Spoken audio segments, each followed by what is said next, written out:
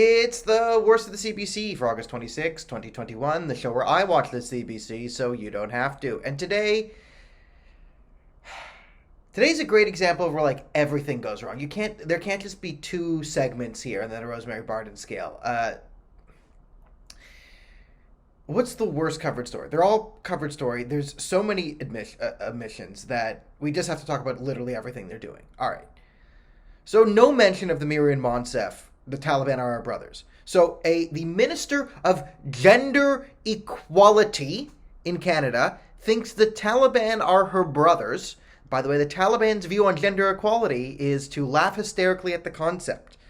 So Miriam Monsef, former immigration minister, she lost that job when we found out she falsified her immigration papers. Turns out she wasn't from Afghanistan, she was from Iran instead. Became Minister of Women and Gender Equality or whatever, and she is standing firm that the Taliban are her brothers. Bros for life. Talibros for life. Hashtag liberal 2021. So we're just going to let that one go. Just let that one slide. All right. So Taliban support from the higher-ups in the Liberal Party, don't blink an eye. Just par for the course. Now, the other things they're just not covering. Now, okay, they are covering the recent terrorist attack in Afghanistan, the Kabul airport, the suicide bombings that killed hundreds of people.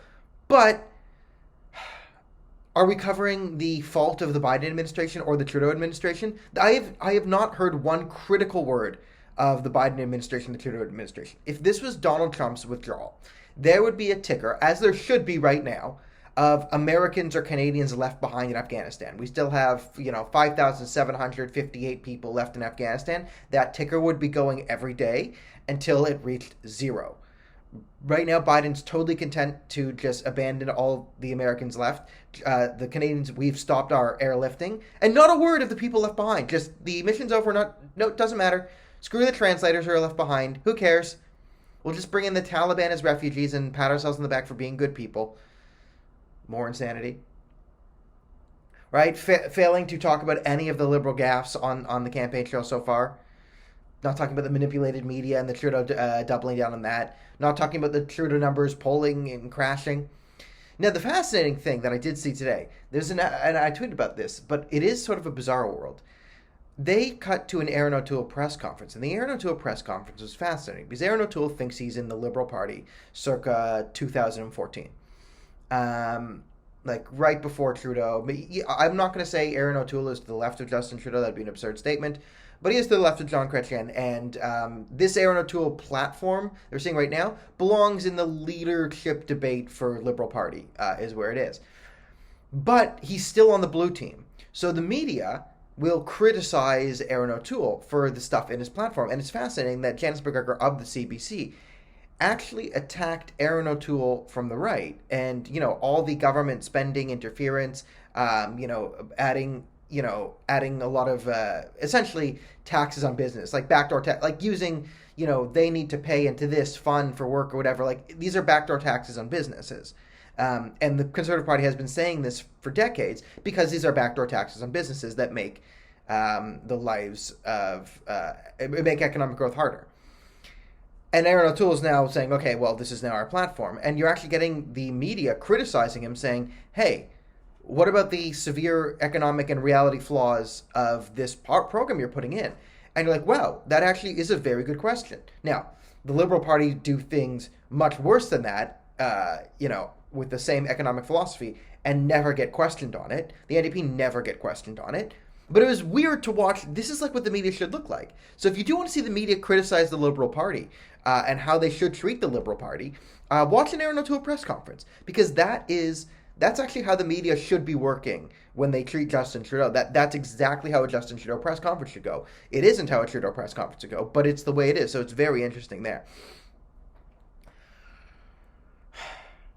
And then we get to, of course, the fact that, there's vaccine passports coming in BC that, that essentially Ontario's backdooring them, and they don't talk about the civil liberties concerns. That's another big red flag. We just can't have the civil liberties concerns being brought up or mentioned. Another thing that's being reported that didn't make the news, and this is fascinating, is there's an alliance between Doug friggin' Ford and Justin Trudeau. Apparently, Doug Ford told the Conservative MPPs not to campaign for the Conservatives in this upcoming election. That's insane. That's absolutely insane. Doug Ford, now I can understand Doug Ford maybe spiting the Federal Conservative Party because the Federal Conservative Party did the insane thing of trying to distance themselves from Doug Ford in the last election.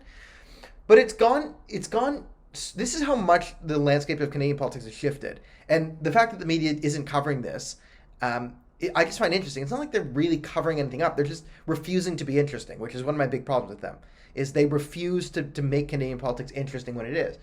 You have Doug Ford, who was basically super Hitler in 2019, the punching bag of Justin Trudeau. Like, Donald Trump is Doug Ford is Donald Trump, and Doug Ford will eat your babies. They're now, arguably, Doug Ford is Justin Trudeau's closest provincial ally running forward, because he doesn't have that with the CAQ in Quebec, who the NDP have at BC, and maybe they're more pro-Liberal, because the Liberal Party in BC's, like, there is no Conservative Party in BC, so the Liberals and whatever. But the Liberals have been kicked out of every other province. Is Doug Ford Justin Trudeau's strongest ally going into the 2021 election? I think that's a legitimate question to ask, and that might actually be true. That's how insane the friggin' country is right now. And the CBC, of course, covers none of this. So what is getting the Rosemary Barton scale? This is an 11 out of 10. This is an 11 out of 10 day on the Rosemary Barton scale. We've already hit 6.5 minutes, and there's so many more things I could talk about. But if I go into all the problems with the CBC, this will be a 4-hour video. And I appreciate the 3 of you that would watch that to completion. But we got to make this palatable for the masses. Remember to like, share. Thanks to everyone donating to the Patreon. Help us. Click the button, support the cause. See you tomorrow.